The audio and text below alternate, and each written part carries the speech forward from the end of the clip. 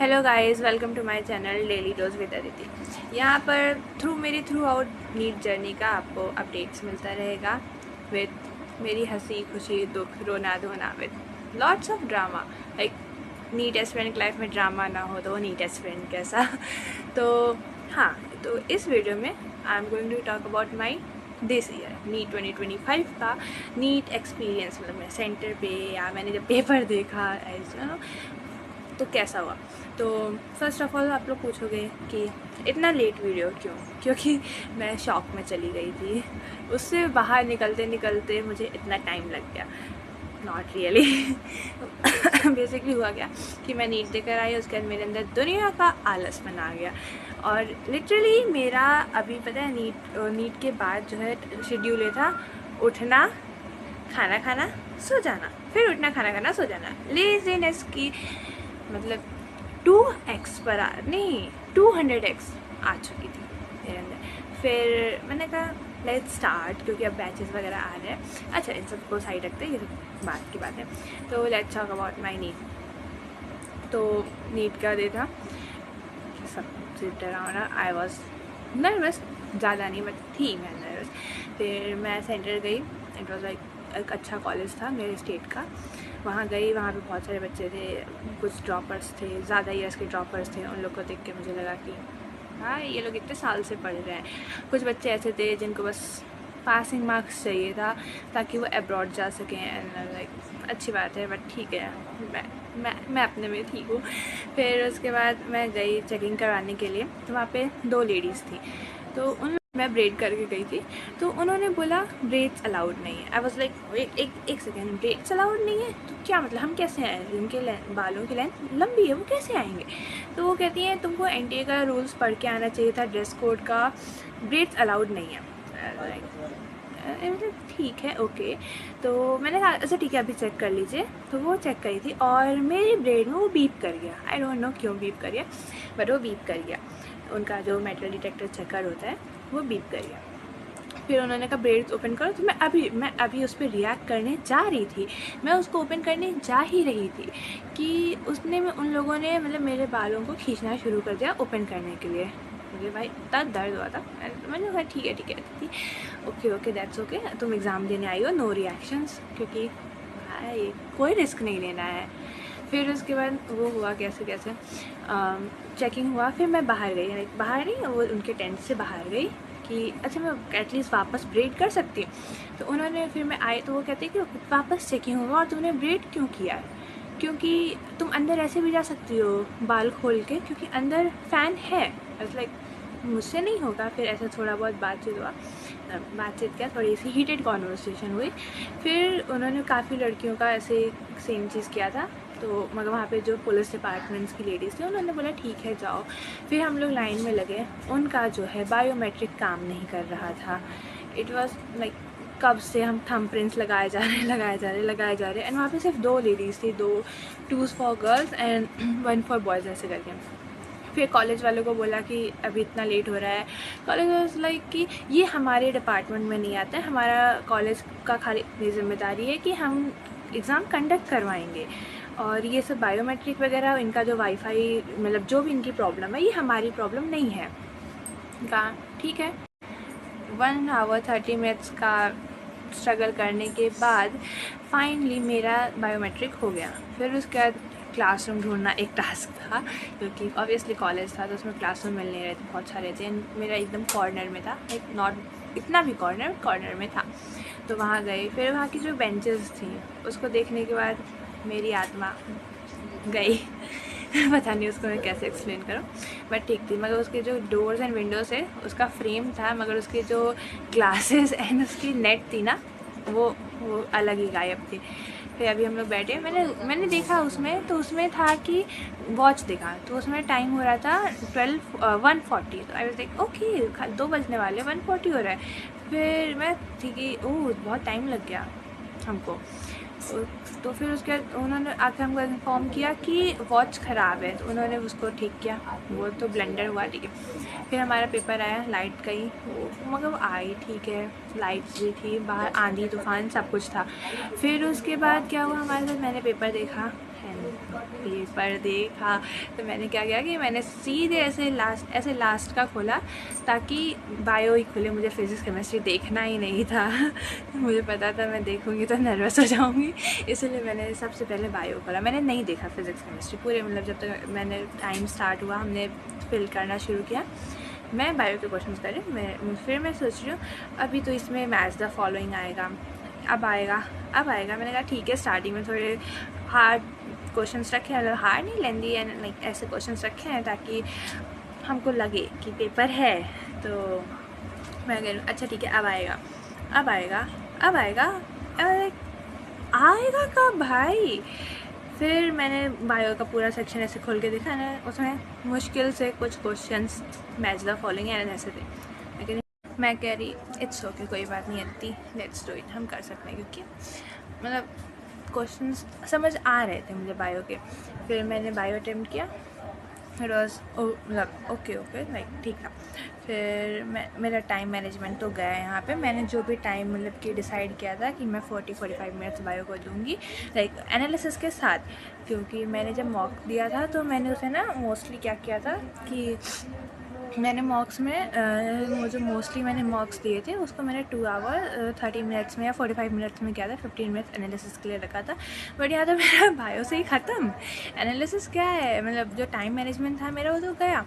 फिर मैंने क्या किया कि ठीक है, मैंने बोला ठीक है, फिर मैंने बायो का OMR भरा एंड मैंने एनालिसिस किया।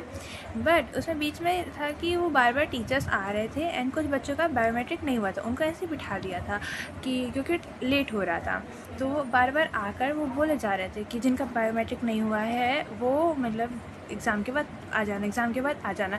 और पता जब अनाउंसमेंट होता है ना तो एक ऐसा होता है कि ओह बस कांस्टेंट रिमाइंडर था कि बस इतना टाइम बचा हुआ है हमारे पास।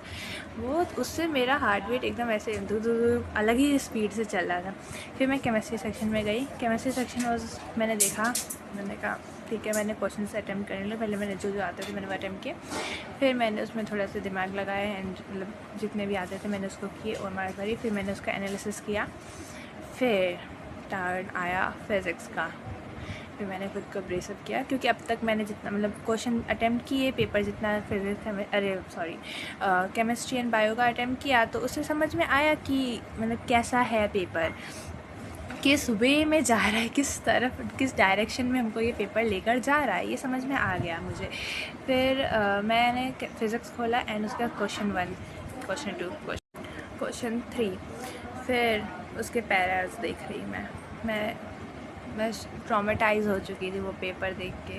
मेरे पास उतने टाइम भी नहीं बचा हुआ था कि मैं सारे क्वेश्चन अटेम्प्ट करूं या मैं समझूं कि क्या हो रहा है मेरे साथ। और ऊपर से टीचर्स का कांस्टेंट रिमाइंडर एंड लास्ट में तो फिर वो अटेंडेंस मतलब मेरे टीचर्स ने क्या किया था कि अटेंडेंस शीट मतलब उन्होंने साइन करवाया था, बट उन्होंने ना एंडिंग के लिए बचा कर रखा था। आई डोंट नो क्यों, मतलब फ़ोटोज़ पेस्ट करवा ली थी स्टार्टिंग में ही, बट थंबप्रिंट एंड सिग्नेचर ही एंडिंग के लिए रखा था। फिर वो कॉन्स्टेंट रिमाइंडर दे रहे हैं कि हमको ये करना है, हमको वो करना है, और ऊपर से वो बायोमेट्रिक वाले रिमाइंडर देकर जा रहे हैं कि जिनका बायोमेट्रिक नहीं हुआ है सिर्फ इतना टाइम बचा है, इसके बाद आ जाना। और यहाँ पर फिज़िक्स में एकदम शॉक में थी। फिर मैंने पानी पिया, खुद को ब्रेसअप किया कि ठीक है जितना आता है एटलीस्ट उतना जो भी बन रहे हैं क्वेश्चंस। फिर मैंने 2-3 क्वेश्चंस देखे, तो कुछ क्वेश्चंस अटेम्प्टेड किए थे जो PYQs थे या प्रचंड में सर ने कराया था, क्या नाम है उनका, सॉरी मैं भूल गई नाम, प्रोफेसर ने, अब मुझे अयुत सर, सॉरी मैं नाम भूल चुकी थी। हाँ, तो अयुत सर ने कराए थे, तो थोड़े बहुत मतलब मुझे समझ में आ रहे थे कि ठीक है ये, बट मोस्टली क्वेश्चन पता है मैंने आकाश का मॉक दिया था तो उसमें भी मोस्टली क्वेश्चंस ऐसे नहीं थे। और मैंने जो भी टेस्ट सीरीज़ बाकी दी थी उसमें भी ऐसे मतलब फिज़िक्स के क्वेश्चन ऐसे मैं देख के मैं कही ओह ये पैराग्राफ क्यों। फिर मैंने एक अटेम्प्ट किया, बाहर गई, पापा थे, उन्होंने पूछा कैसा गया, मैंने कहा कि ठीक गया है, इतने क्वेश्चंस छूट गए हैं या, तो उन्होंने बोला कि ठीक है अभी घर चलते हैं, उसके बाद देखते हैं कि क्या होता है।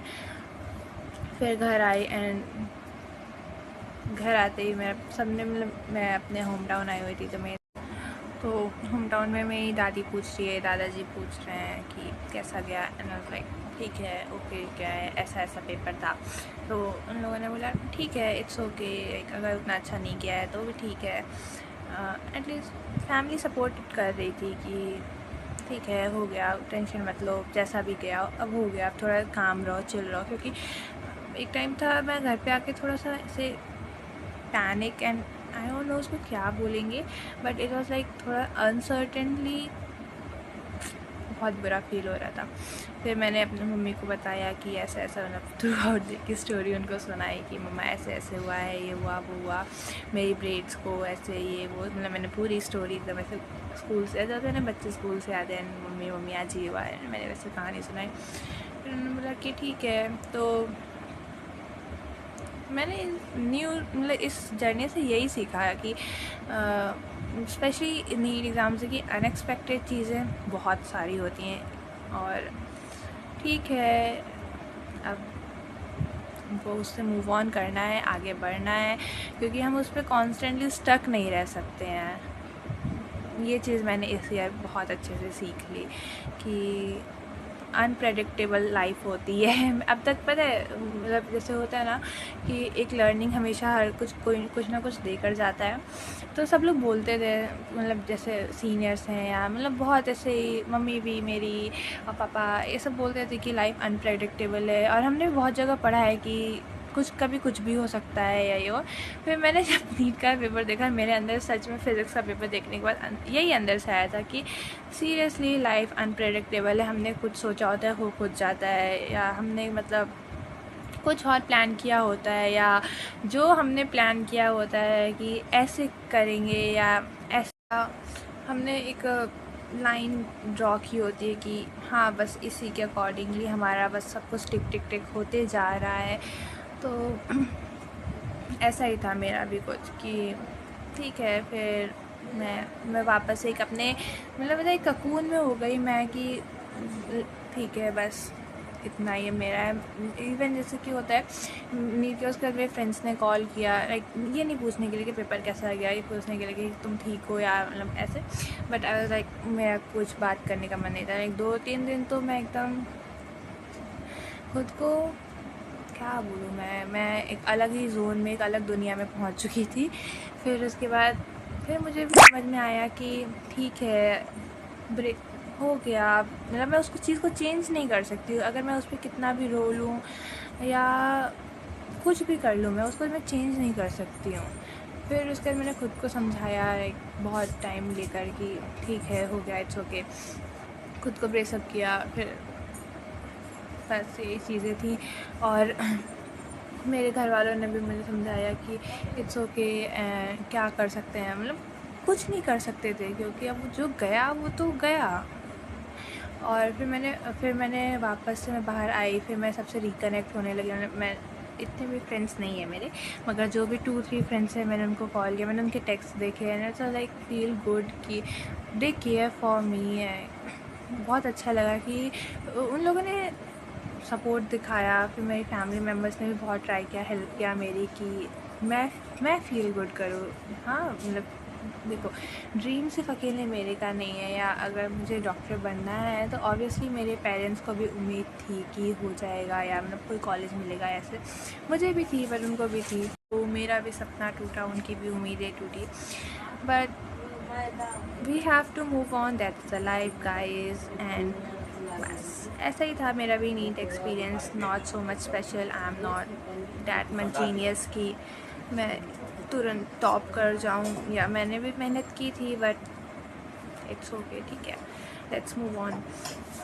So that's it for the video, and if you like me and want to join my this NEET 2026 journey, so do follow me, do like and comment down, और नेक्स्ट वीडियो में मिलते हैं फिर। Bye bye.